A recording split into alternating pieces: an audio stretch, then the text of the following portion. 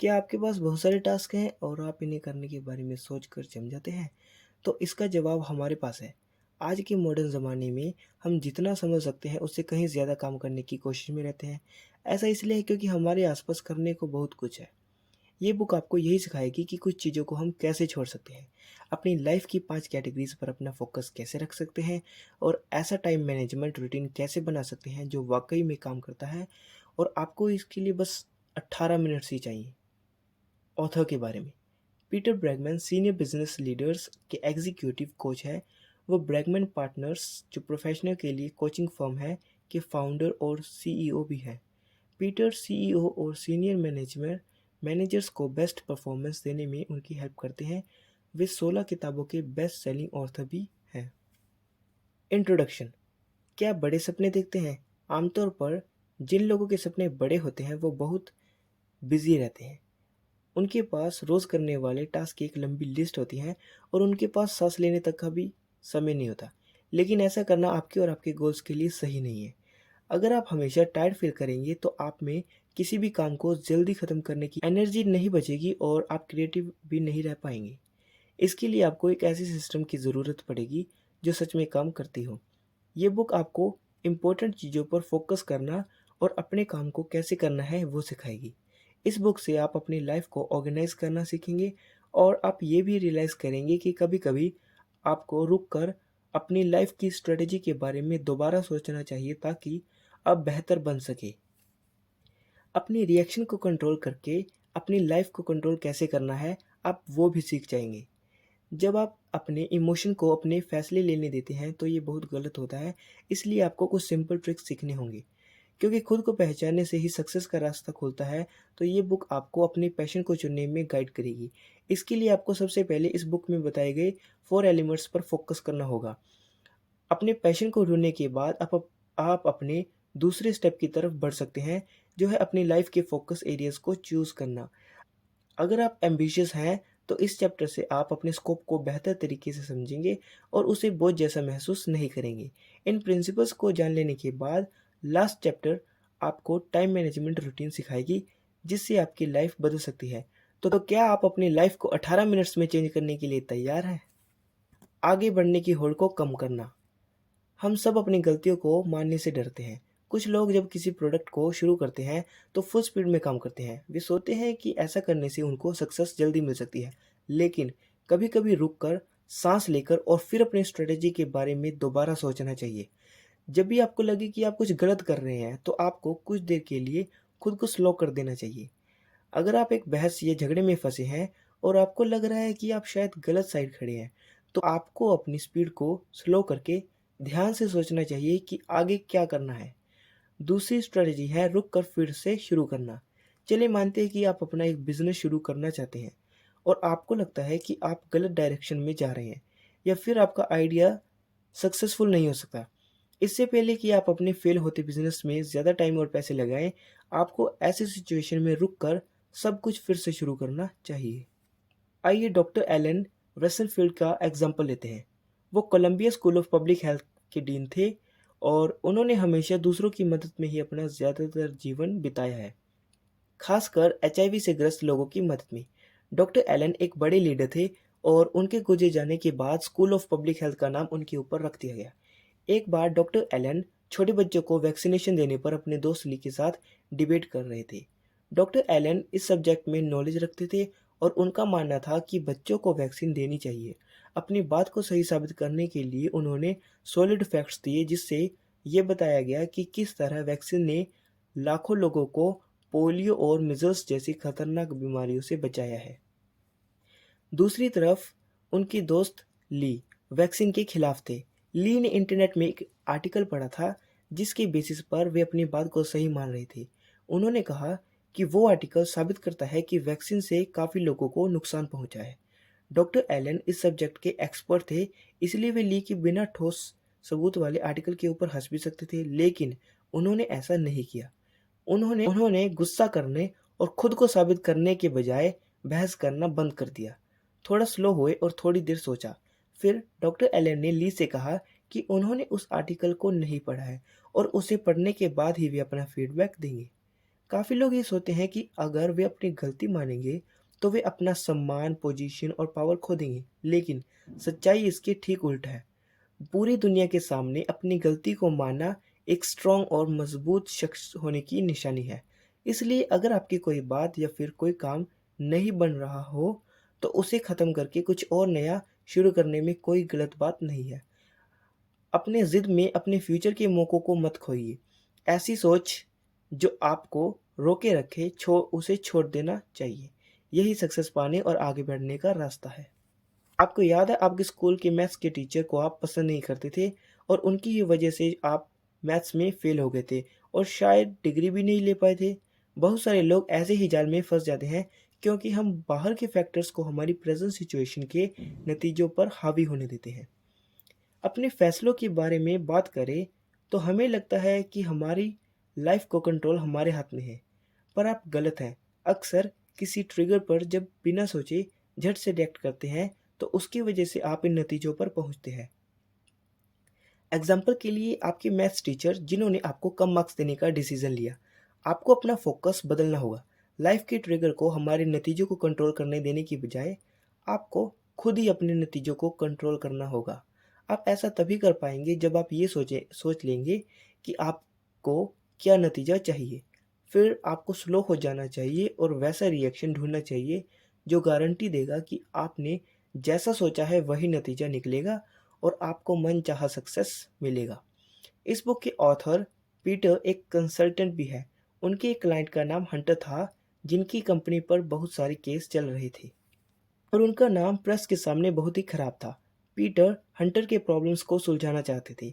एक दिन हंटर ने पीटर से कहा कि दिखने में वो उनके हेल्प के लिए रेडी लगते हैं, पर वे उनकी कंपनी को इन प्रॉब्लम से उभार नहीं पाएंगे।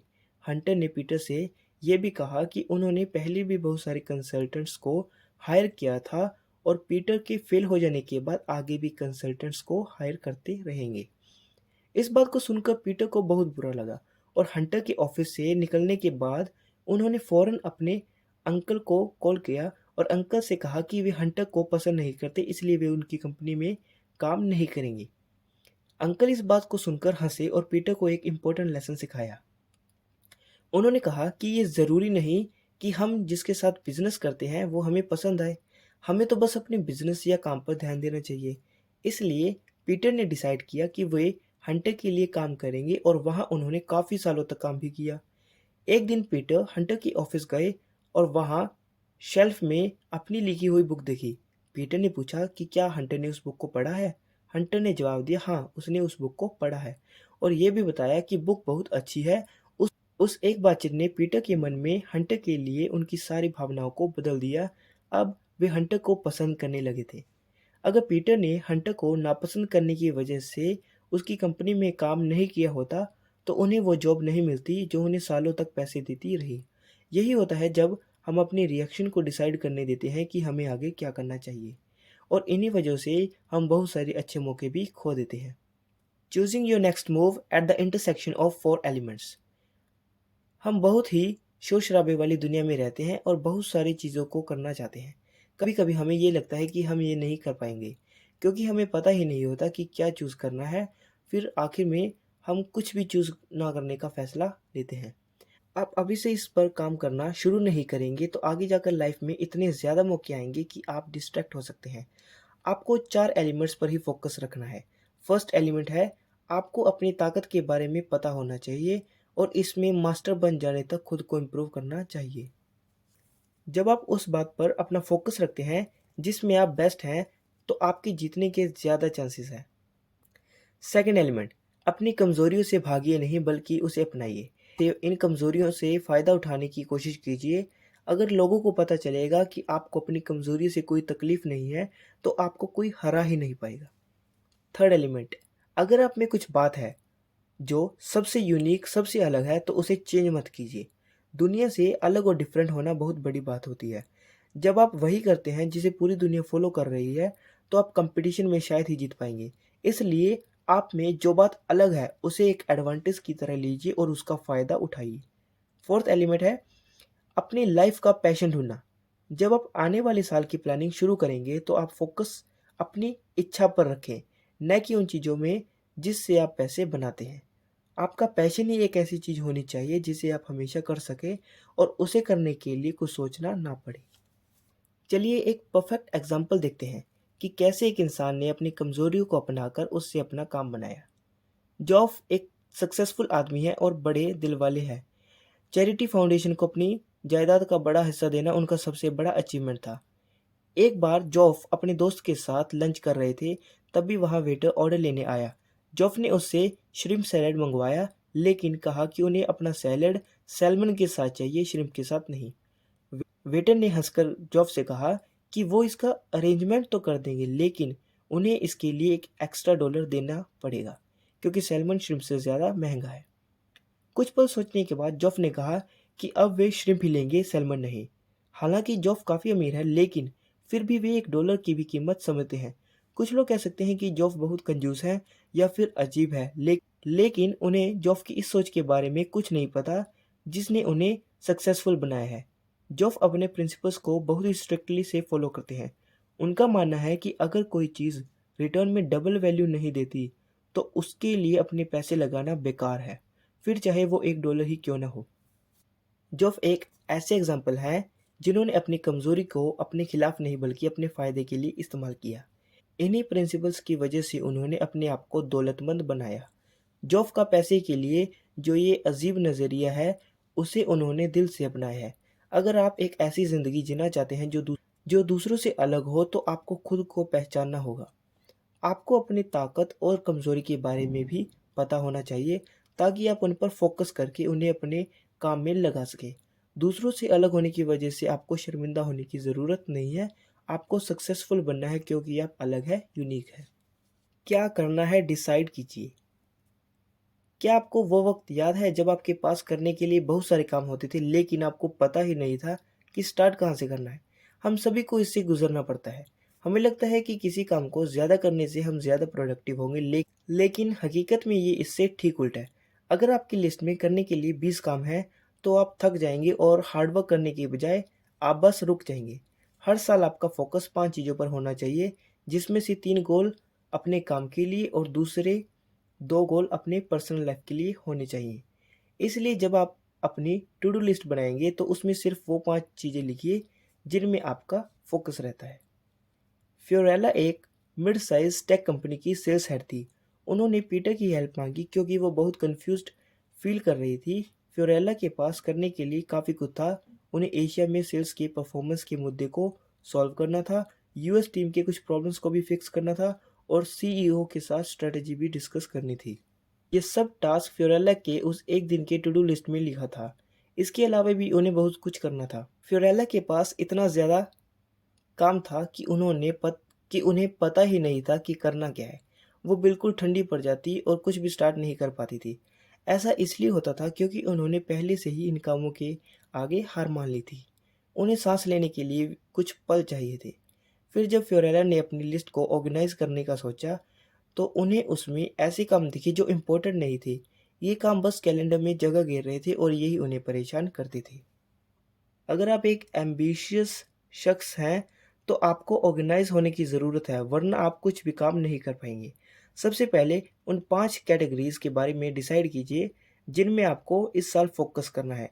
फिर एक ऐसी लिस्ट तैयार कीजिए जिससे आप अपने इन गोल्स को अचीव कर सकें। ऐसा करने से आप ये पक्का कर लेंगे कि आपका टाइम वेस्ट नहीं होगा। इससे आप फोकस रहेंगे और आपको कोई डर नहीं होगा और सारा दिन थका हारा भी महसूस नहीं करेंगे। एक कहावत है, कभी कभी कम भी ज़्यादा होता है। आपको 2023 के लिए अपने 5 गोल्स सोचने चाहिए। बस याद रखिए, आपको 3 करियर गोल्स और 2 पर्सनल गोल्स बनाने हैं।